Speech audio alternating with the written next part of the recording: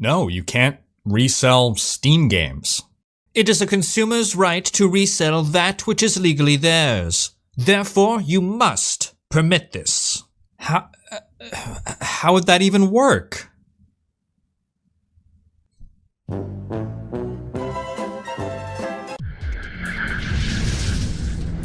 Hey folks, this is Rhykker with a gaming news wrap-up video where we discuss the happenings of the week. This week's topics include the World of Warcraft DDoSer getting arrested, a French court ruling that Steam cannot forbid the resale of games, proof that Diablo 3 is in the hands of the classic games team at Blizzard and not the Diablo team, and more. As always, discussion timestamps can be found in the video description below, but right before you skip ahead, just a quick reminder to ring that sub notification bell to be alerted of new Saturday episodes and stay up to date on weekly highlights of gaming news. Now before we move on, a quick word from this video's sponsor, Raid Shadow Legends. A couple months ago, my friend shows me this game he'd gotten into. You build up a stable of champions, you send them on quests, level them up, find randomized loot to gear them up. And as you know, I'm not really into mobile games, but my friend is a hardcore PC gamer, and after some resistance, I eventually gave it a shot, and now it's been almost 2 months and I've logged into Raid literally every day. I like that I can play it casually. When I have a minute or two here and there throughout the day, I log in, send my champions on a quest, they come back with loot. Then at night, I'll play a little bit more seriously before bed. And some people play this game super hardcore, so you have that flexibility in how seriously you want to play it. It's a free game. In just 6 months, it got 10 million downloads. It's rated at about 4.5 out of 5 stars in the Play Store with over 300,000 reviews, and the devs keep supporting the game, rolling out updates. Here's a roadmap of upcoming features. They periodically roll out new factions. There's an upcoming tag team arena, new clan boss, and you can find me in-game under the name Rhykker and join my clan. And if you use the link in the video description below, you can get 50,000 silver and a free epic champion as part of the new player program to start your journey into Raid. In our first story, last week we reported on the World of Warcraft servers being taken down by DDoS attacks. The culprit, as it turns out, left quite the digital paper trail leading right back to him, and we theorized that it would not be long before law enforcement would apprehend him. And now, according to Blizzard, quote, "It is our understanding that within a few days, authorities were able to successfully identify and arrest a suspect. DDoSing is classified as cyber terrorism, and it's not taken lightly in courts. So let's hope for the culprit's sake that those few hours of downtime he caused the servers will make up for all the jail time he's gonna get. Or not, cause screw that guy." Now I want to make a correction from last week's video and also the previous time I spoke about DDoSing. It stands for distributed denial of service attack and not dedicated denial of service attack. I'm not sure how I came upon dedicated denial of service attack, but it seems that other places also have this misconception that it's called dedicated denial of service. I couldn't quite trace back where the wrong name came from, but my theory is that at some point there was a report discussing a denial of service attack and not necessarily a distributed one, and just happened to use the word dedicated in front of that, and from there on the dedicated became attached in the minds of myself and certain other people. The reason, of course, that it's a distributed attack is because the attack is distributed amongst a plethora of computers. In a similar manner to how getting attacked by a gang of street thugs may be described as a distributed punch to the stomach attack. But in other DDoS news, Ubisoft is sending out cease and desist letters to DDoS-for-hire services. Now, some background, there are services for hire out there that will perform DDoS attacks for you. A lot of people that claim to perpetuate DDoS attacks are really just hiring these services to do it for them. Some of these organizations operate under the umbrella of questionable legality, because in theory, if I am someone who wants to test the stability of my own servers, I can have someone try to DDoS my servers to see how it holds up. But it seems a number of players in Rainbow Six Siege have been using DDoS-for-hire services to cheat their way to the top. Basically, in a game where you gain rank by winning matches and you lose rank points by losing matches or quitting matches, if your server is getting DDoSed and thus incredibly laggy, you're going to be persuaded to leave. Therefore, if you, the person perpetuating the attack, is not leaving, then you're not going to lose rank, and everyone else is going to appear to get worse relative to you. Regardless, I'm certain that these law-abiding DDoS-for-hire services will be happy to oblige with the cease and desist, and one does wonder wonder why Ubisoft took such an over-the-top approach to this when they could have just tried asking politely. And while we're on the topic of gaming justice, jail time rulings have come out in a swatting case that resulted in the death of an innocent man. The 19-year-old instigator of the swatting will be getting 15 months in prison, and while that seems like far too little, his co-conspirator, the one who actually made the call,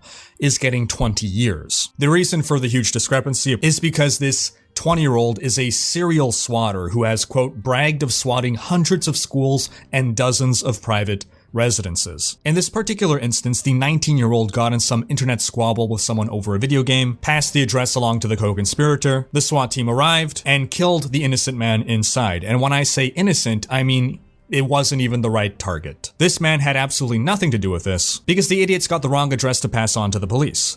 Not that the other person deserved to die, but it sure sucks that we live in a world where someone can pick up the phone, speak a few words, and then bam, you're dead. On to our next story. Valve versus France. After 3 years of court proceedings, a French consumer rights association has won a victory against Valve, forbidding Steam from having a clause that allows for the resale of video games. And while Valve was the original target, this is a ruling that will be able to be applied to other digital distribution platforms. Valve has a month to comply. That is to say, update their policies to remove this clause. They're not forced to provide a service that facilitates the trading of games. And if they fail to comply within the time limit, they will face a penalty of roughly $5,000 per day for up to 6 months, totaling nearly $1 million, which probably isn't very much for Steam. However, if other countries adopt this, and given that this is a court decision based on a European Union directive, it's not unlikely for other EU countries to adopt this, that sum of money can start to add up very quickly. Now, while at first glance this seems like a pro-consumer move that we should all cheer about, any modicum of thought will make us realize, wait a minute, does it make sense to resell a virtual product? Sure, it's great for the consumer because we get back our money, or some fraction of it, but is this sustainable in the long term, and what ramifications will there be? You see, when you buy a used physical object, there is some inherent risk.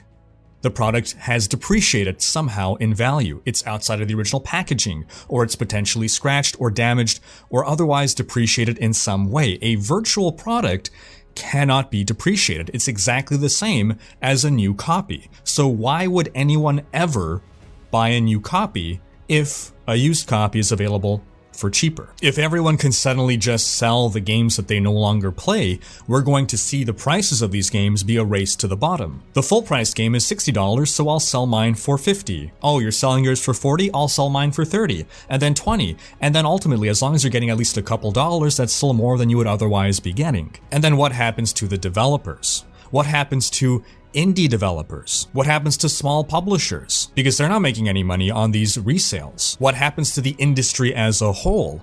What sort of monetization models will be favored? Are developers going to want to make a robust single-player experience, a campaign that lasts 8 hours, and you buy the game once and that's it? What incentive is there? The game releases.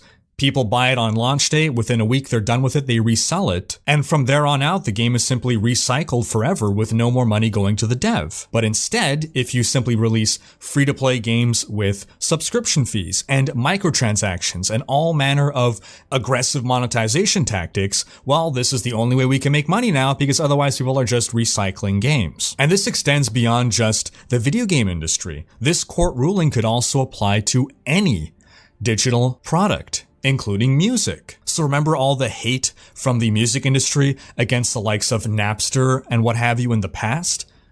Looks like that could come back. But on to less dystopian news. The Dungeons & Dragons adventure Descent into Avernus has released. It's a level 1 to 13 adventure that sees players journey through Baldur's Gate down into the depths of Avernus, the first of the 9 layers of hell. It's now available in book format as well as for virtual tabletops like Roll20 and Fantasy Grounds, which is my virtual tabletop of choice. On to some quick Borderlands 3 news. It seems even with its day 1 update, Borderlands 3 is having major performance issues across all platforms. In last week's video, I commented how the user scores for Borderlands 3 likely will be very dismal because of the whole controversy of the Epic Games Store, and at the time of my recording of that is to say only a couple hours after the release of the game, that statement held true. However, now a lot of the negative user feedback is because of the performance issues, which are difficult to forgive in a AAA game. If you've played Borderlands 3, what's your experience? Sound off in the comments. In other news, BioWare alum David Gator has announced that he's starting a new studio. He's teaming up with former Obsidian developer